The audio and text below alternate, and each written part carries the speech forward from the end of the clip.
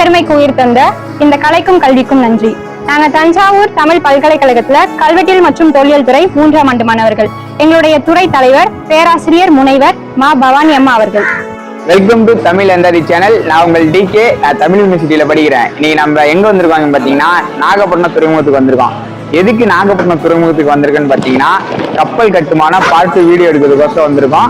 முதல் வீடியோ வந்து நம்ம சேனல்ல இருக்கு, அதை பார்த்துட்டு வந்து இதை பாருங்க. அடுத்ததான் நம்ம எங்க போக போறோம்னு பாத்தீங்கன்னா கப்பல் கட்டுற இடத்துக்கு போறோம். அங்க போய் சில தகவலை சேகரிக்கலாம் வாங்க.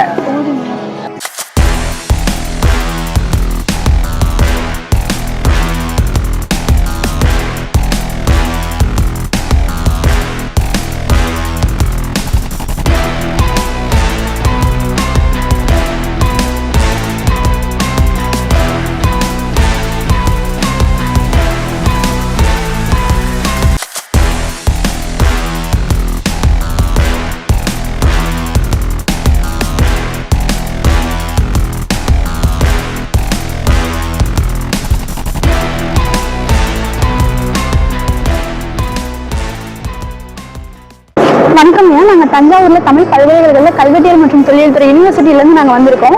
கப்பல் கட்டுமானத்தை பத்தி நாங்க ஒரு கட்டுரை எழுதலான்னு இருக்கோம். ராமன் பேர் ராமன், மீன்பிடி தொழில் தான் பண்ணிட்டு இருக்கேன். 40 வருஷம் ஆகும். அதுதான் தொழில். நம்ம வேற தொழில்னு தெரியாது. ஏன்னா பிள்ளைகளாவது நம்ம ஒரு நல்ல கொண்டு வரணும் படிக்க. அதனால ஒன்றும் பிரச்சனை என்ன கேள்வி என்ன? இப்போ கப்பல் கட்டுமானத்துல ஒரு கப்பலை வந்து தேர்ந்தெடுக்கிறதுக்கு என்னென்ன வகையான மரங்களை வந்து பயன்படுத்துறீங்க? அயனி மரம்னு சொல்லுவாங்க. அது வந்து மேல் டெப்புன்றது ஒரு படிமட்டம், இந்த மாதிரி பேஸ்மட்டத்துக்குள்ள போட்டு அஸ்வாரம் கொண்டு வரும்போது அது வந்து அயனி வாகன்றது பலகை. இந்த பலகைனா தரமான பலகை. இது இத்தனை வருஷம் தான் அது ஒரு தண்ணி, அதோட தரம் வந்து ஒரு 15 வருஷமா 15 வருஷத்துல அதுக்கு மேலே அதை வந்து டேமேஜ் ஆயிடும். அதை நம்ம புதுப்பிச்சு தான் ஆகணும். அந்த மாதிரி தான் அது அந்த தரம் வருது. இப்போ வந்து அதெல்லாம் பொருளை வீணாக போகிறதுனால வந்து எல்லாமே ஸ்டீலில் கட்டாங்க. பொருள் இப்போ எல்லாமே ஸ்டீல் வகை தான் இப்போ போட்டு இப்போ இருக்கிறது எல்லாமே ஸ்டீல் வகை தான். அதனால வந்து அது போய் அதெல்லாம் ஒரு போட்டை உருவாக்குறதுனா ஒன்றரை கோடி அது இருக்கவங்க தான் செய்ய முடியும். இல்லாதவங்க ஒரு லோனை போட்டு எதாவது பண்ண செஞ்சிருவாங்க. ஆனால் தொழில் பண்ணதுன்னா அது ரொம்ப கஷ்டப்பட்டு தான் நாங்கள் உருவாக்கி அதை தொழில் பண்ணுறது 15 பேர் 20 பேர் ஆட்கள் லேபர். அப்போ தேவைப்படும் போது எல்லாருமே ஒத்துமையாக இருந்து செயல்பட்டால் தான் அதை வந்து நம்ம தொழில் நல்ல தொழிலாக கொண்டு வரலாம். இல்லையா ஒன்றும் பண்ண முடியும். அது நஷ்டமாயிடுச்சுனால நஷ்டம். தொழில் அப்படிதான். நாங்கள் தொழில் கஷ்டப்பட்டு போகிறோம். கிடைச்சா லாபம் இல்லைன்னா இல்லை. டெய்லியும் கிடைக்கும்ன்றது நம்பிக்கை இல்லை. இப்போ கிடைக்கும் போது பார்த்து வேண்டிட்டு அதை சரி பண்ண வேண்டும். இல்லைன்னா கஷ்டம். இது நஷ்டம், இதுதான் நஷ்டம். நம்மளுக்கு கிடைச்சதுன்னு வந்துடுவோம். இப்போ இந்த பொருள்லாம் இப்போ நாங்கள் இப்போ இன்னைக்கு இவ்வளோ 2 வலை. இந்த வலைன்னா இதுதான் இழுவை. இந்த வலை தண்ணியில் போட்டு தான் இழுத்துட்டு போகணும். கொண்டு இழுத்து நம்ம இன்ஜின் வச்சு இன்ஜின் கொண்டு போவோம் நிலத்துல ஒரு தண்ணிக்குள்ளே போய். இதில் தான் மீனை பிடிக்கும். இதுதான் இந்த நெட்டு. இதில் பிடிக்கிறதா இதுமே சேதமாயிடும். ஒரு வாட்டி நம்ம இழுத்துட்டு போகும்போது வலையே சுத்தமாக இருக்காது, போயிடும். அதையும் நாங்கள் சரி பண்ணணும். கடல் அங்கே முடியாத பட்சத்தில் தான் இங்கே வந்து சரி பண்ணுவோம். எல்லாமே இருக்கும் பொருள், எல்லா பொருளுமே இருக்கும் போட்டில். அதை நாங்கள் சரி பண்ணுவோம். 5 பேர் 15 பேர் சரி பண்ணி சரிச்சா நான் செய்ய முடியும். சேர்ந்து சரி பண்ணி அதுதான் அதுக்கு உண்டான தொழிலை மறுபடியும் அந்த தொழில் பார்ப்போம். ஒரு வாரம் கூட இருப்போம் கடல் மேலே. 5 நாள் இருப்போம். தொழில் கிடைச்சினா ரொம்ப கிடைச்சா வந்துடுவோம். ஒரு 4 நாள் 3 நாள் வந்துடுவோம். இல்லையா ஒரு வாரம் கூட 15 நாள் கூட கஷ்டப்பட்டு ஏதோ பிடிச்சி கொண்டு வந்தால் தான் போதும் அப்படின்னு. இதுதான் தொழில். இதுதான் நடத்திட்டு இருக்கோம் காலங்காலமா. கப்பல்ல வந்து எந்தெந்த வகையான கப்பல் இருக்கு? நாட்டு படகுலாம் சின்ன சின்ன படகு தான். அதுலயும் தொழில் பண்றாங்க. அது யாருமே இல்லைன்னு இல்லை. எதோ அவங்களுக்கு தொழில் பொருளாதாரத்தை கொண்டு அதை தொழில் பண்றாங்க.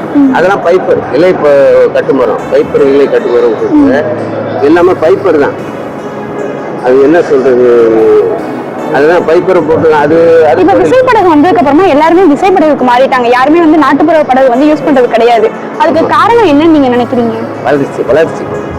இப்போ கடலோட ஆழம் வந்து இப்போ நாங்கள் முதல்ல ஆரம்ப காலங்கள்லாம் வந்து ஒரு நாள் கடல் ஃபுல்லாக போகும்.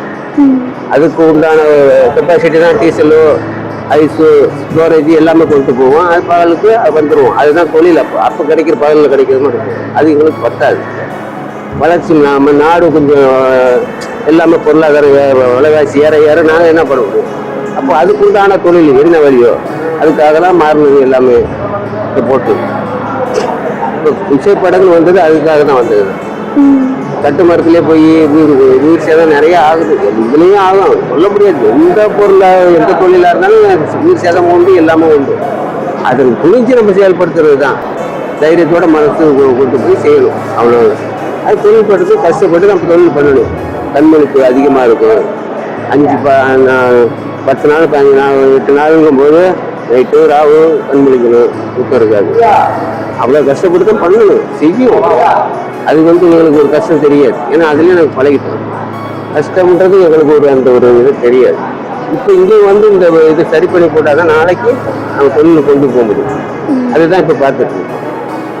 இப்போ இது முடிச்ச பிறகு இது 2 நாள் தான் எடுப்போம். இன்னும் ஒரு வலையும் அது சேதம் வரும். நாளைக்கு அதை பார்க்கணும். இன்னைக்கு இது சாயந்தரத்துல பார்த்து முடிச்சிடுவோம். அப்போ நைட்டு தான் எங்களுக்கு ரெஸ்ட். அதுக்கு பிறகு மீன் கொண்டு விற்பனை போகணும். மீன் இருக்கிற விற்பனை நைட்டு தான் விற்பனை நடக்கும். அது நைட்டு விற்பனை தான். அதுக்கு பிறகு நாங்கள் அதில் இந்த இதெல்லாம் முடிச்சுட்டு தொழிலுக்கு அது மாதிரி தான் எப்படி போகலாமா போகக்கூடாது வேறு மாதிரி செய்யணும். இதுதான் தொழில். இப்போ கடல்ல திசை மாத்துறதுக்கு முன்னாடி எல்லாம் சுக்கான்னு சொல்லிட்டு ஒண்ணு இருந்ததுல்ல? ஆமா. அது எந்த மாதிரி செயல்படும்? அது எப்படி இப்போ வரைக்கும் சுக்கான்றது அதெல்லாம் பழைய ஓல்டு மாடல்மா. அது அது செயல்படுத்த இப்பெல்லாம் அதெல்லாம் கிடையாது. முன்னாடி அது எப்படி இருந்ததுன்னு சொல்ல முடியுமா? அது சுக்கான்றது மேலதான் போட்டு அட்டியில தான் இருக்கும். சுக்கான்றது தடி ஒரு பிடிச்சி அது கண்மொழிப்புனா மலையிலே காத்துலயே நினைச்சிட்டே பிடிக்கணும். அதோட பயன்பாடு என்ன? அதோட பயன்பாடு அப்போ இருந்ததுக்கு அது நல்ல விதமா இருந்தது பயன்பாடு. இப்ப அதெல்லாம் எங்களுக்கு சூட்டாவாதுன்னா இப்போ உள்ள தொழிலுக்கு அது சரியே வராது. அந்த மாதிரி இருக்க முடியாது எங்களால். இப்போ இருக்கிறோம்னா இதுக்கு உள்ள வீலஸ்னா வீடு மாதிரி இருக்கும். அதுல எல்லா கருவிகளும் உண்டு. ஜிபிஎஸ் கருவிகள் இருந்து எல்லாமே யூஸ் பண்ணுறதுனால வாக்கி டாக்கி எல்லாம் யூஸ் பண்ணுறதுனால தான் இந்த தொழிலுக்கு நாங்கள் போகிறோம், மேம்பட்டு.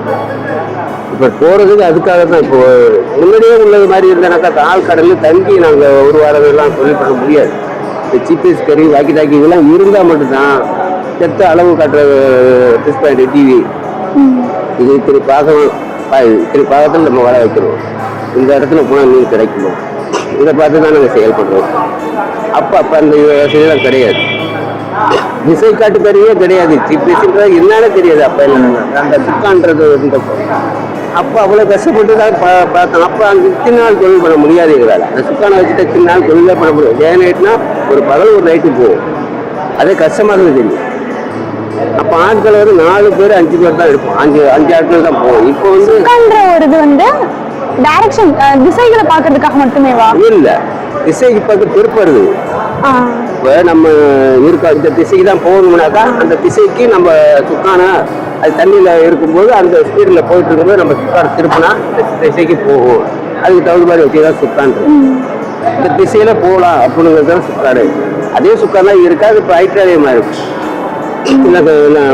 ஆயில் ப்ரெஷர் இந்த சிஸ்டம்லாம் ஹைட்ராலிக் மாறிடுச்சு. ஹைட்ராலிக்கே திருப்பிக்கலாம் எல்லாமே. இப்போ துடுப்பு வச்சு யாராவது படகு ஓட்டுறாங்களா? இருக்காங்க. துடுப்பு வச்சுன்னா அதிகமான பேர் கிடையாது. துடுப்புலான்றது யாருக்கும் அதிகமாக கிடையாது. துடுப்பு இந்த ஆத்துல சொல்லிப்பட்டவங்க சிறு தொழில் அவங்க துடுப்பு வச்சிருக்காங்க. துடுப்பே என்ன மரத்துல செய்வாங்க? அது சரியா தெரியலமா. அது விற்பனைக்கு வரும். துடுப்புன்றது வரும். அவங்க அதுக்குன்னு வியாபாரம் பண்றவங்க இருப்பாங்க. வியாபாரி அப்போ இருக்கும்போது துடுப்புக்கு தான் அதிக மதிப்பு. அப்போ துடுப்பு தான் இருந்தால் தான் அவங்க செயல்படுத்த முடியும். உடுப்பு கட்டு மரமும் எந்த மரமும். இப்போ அப்படி இல்லை. துடுப்புன்றதுலாம் இப்போ மறந்து போச்சு. நம்ம ஜென்ரேஷன் வளர வளர வளர அதை நவீனமாக கொண்டு போயிட்டாங்க. அந்த இதெல்லாம் மறந்துருச்சு. யாருமே அதை நோக்கி போகணும். இப்போதைக்கு இப்போ எல்லாமே நவீன முறையில் போகிறதுனால அதனால அவங்களுக்கு என்ன நவீனமாக பிடிச்சிருக்கா எந்த டெக்னாலஜி வளர்த்துட்டு போகிறதுனால அவங்களும் படித்தவங்க தான் இப்போ நிறைய பேர் சொல்லியிருக்காங்க. ஏன்னா டெக்னாலஜி வளர அவங்க படித்தவங்களுக்கு இந்த மாதிரியே ஒரு போட்டோ உருவாக்கி அவங்க போட்டுருக்கோம். நாங்கள் செயல்பாடு அவங்க சொல்றதை செயல்படுத்த போகிறோம். இவ்வளோ நாங்கள் நாங்கள் பண்ணுறது அவங்க சொல்லுவாங்க இந்த இடத்துல வளைய போடுங்க, இந்த இடத்துல நம்ம போகணும். இப்போ கப்பல் கட்டுமானத்துல ஏதாவது மாற்றம் நடந்திருக்கா முன்ன இருந்ததை விட? மாற்றம் நிறையா இருக்கு. அது என்னென்ன டிஃபரன்ஸ்?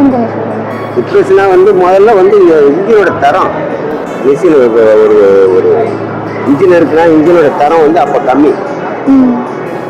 இப்போ வந்து தரம் அதிகம், குதிரை தரம். இப்போ வந்து எத்தனையோ குதிரை தரம்னு சொல்றாங்க, அது வந்து அதிகமாக போயிட்டு குதிரை தரம்ன்ற போது அந்த அதுக்கு தகுந்த நாங்கள் வந்து தொழில் பண்ணணும். இப்போ அந்த முன்னாடி வந்து இதுதான் ஒரு தொழில்னா இந்த மாதிரி நெட்டு தான் பயன்படுத்தும். இதுதான் அந்த அந்த கட்டுமரம் அந்த குப்பாம் போட்டு இருக்கும்போது மரம் போட்டு அப்போ சொல்லும் போது இதுதான் எங்களுக்கு அந்த தொழில் உள்ள வரும் வளைய நெட்டு. இது அந்த நெட்டுக்குள்ளதான் நாங்கள் அதை பயன்படுத்தி இருந்தோம். அதை தான் அதுக்குள்ளே தான் நாங்கள் சம்பாதிச்சுட்டு போட்டுருக்கோம். இப்போ அதெல்லாம் நம்ம தாண்டி இதெல்லாம் வேற லெவலில் போயிட்டு எந்த நெட்டு அதிகமாக வருது, வருமானம் வரக்கூடிய நெட்டு வருதோ அது கம்பெனியில் ஆர்டர் பண்ணுறாங்களோ அந்த நெட்டை ஒருத்தவங்க யூஸ் பண்ணுறாங்களா, அது வந்து தொழில் அதிகமாக வரும்போது அதை நாங்கள் பயன்படுத்திருக்கோம். அவங்க பயன்படுத்தும் போது நாங்கள் பயன்படுத்தோம். அதுதான் இப்போ போயிட்டு இருக்கு. அப்போ அப்படி இல்லை. அப்போ சிறு தொழில் மாதிரி தான். இப்போ ஒரு தொழிலுக்கு நாங்கள் போட்டு கொண்டு போகிறோம்னா ஒரு 4 லட்ச ரூபாய் கம்மி இல்லாமல் போகும். 4 லட்ச ரூபா பொருளாதாரம் அது போட்டால் தான், 4 லட்ச ரூபா 5 லட்சம் போட்டால் தான் நாங்கள் கொண்டு போக முடியும் தொழில். ஒரு முதலாளிங்கிறவங்க 5 லட்சம் அதில் போடணும், போட்டு அதுக்கு மேலே தான் கொண்டு போகணும். அதுக்கு மேலே நாங்கள் கொண்டுட்டு வந்தால் தான் அதில் வருமானம் நம்மளுக்கு ஏதோ கொடுப்பாங்க. அதுதான் நடக்குது. ஏன்னா அவங்க கோடிக்கணக்கில் பணத்தை போட்டு செய்கிறாங்க. பொருளாதாரம் அப்படி போயிடுச்சு. நஷ்டப்பட்டாலும் அவங்க தான், நஷ்டப்பட்டால் எங்களுக்கு கிடையாது. அதில் கிடைக்க லாபம் வரைக்கும் போது எங்களுக்கு கொடுப்பாங்க, நஷ்டப்படும் போது அவங்க தான் கிடைக்கும். நம்மளுக்கு நஷ்டம். நாகப்பட்டினத்துல எந்தெந்த வகையான கப்பல்லாம் இருக்கு பயன்படுத்துறாங்க? கப்பல் வந்து முன்னாடி உள்ள ஆர்பார் வந்து துறைமுகமாக இருந்ததுமா, கப்பல் வந்து பிடிச்சாங்க. இப்போ வந்து அபிநமானாக்கா எல்லா வகையும் குதிரை தரணும் போது போட்டு அதுக்கு தகுந்த தரம். இப்போ ஒரு 100 அடி ஒரு போட்டு இத்தனை குதிரை தரணும் இன்ஜின் இருக்குன்னா அதுக்கு தகுந்த போட்டு இருக்கணும். அப்போ தான் அந்த ஒரு வலிமையாக போகும். இழுவ தொழிலும் இப்போ நெட்டை போட்டுட்டோம்னாக்கா அந்த ஸ்பீடுக்கு நம்ம போனால் தான் அந்த மீன். அதை வந்து நம்ம என்ன பண்ணணும், பயன்படுத்துகிற விதமாக இருக்குது. குதிரை தரணும் இப்போ நம்ம என்ன முடிஞ்சு 40 ஒரு 2 கோடி ரூபா போட்டால் அதுக்கு உண்டான பொருளை ஒரு கப்பலை கட்டணும். 50 லட்சம் ரூபாய்க்கு உள்ள கப்பல்னா அதுக்கு ஒரு கப்பலை கட்டணும். இதுதான் அவங்களுக்கு என்ன பொருள் முடியுதோ அந்த அளவுக்கு அவங்க. இப்போ நாகப்பட்டினத்துலேருந்து என்னென்ன ஏற்றுமதி பண்ணுறீங்க பொருட்கள் வந்து இப்போ இங்கே விற்பனை ஆகிற பொருள் எல்லாமே கேரளா போகுது. கேரளா போய் தூத்துக்குடி எல்லாம் எக்ஸ்போர்ட்டிங் பொருள் தான். கனவா, இறால், நண்டு இந்த மாதிரி பொருள்லாம் எக்ஸ்போர்ட்டிங். எக்ஸ்போர்ட்டிங்னா எங்கே போனால் இது கேரளாவுக்கு போகும், தூத்துக்குடிக்கு போகும். இங்கே விற்பனை ஆகிற பொருள் எல்லாமே தூத்துக்குடி கேரளாவுக்கு போகும். மற்றதெல்லாம் வந்து நம்ம லோக்கல் மார்க்கெட் இருக்குது. இதுக்கு மீன்களும் கேரளாவுக்கு போகும். அது வீட்டுக்குள்ள மீன் கேரளாவுக்கு போகும், சேலம், கோயம்புத்தூர் இந்த மாதிரி இடங்களுக்கு எல்லாத்துக்குமே போகும். ஆனால் அந்த இறால், நண்டு, கனவா, மீன் இந்த மாதிரி பெரிய ஐட்டங்களாக உள்ளதெல்லாம் எக்ஸ்போர்ட்டிங்.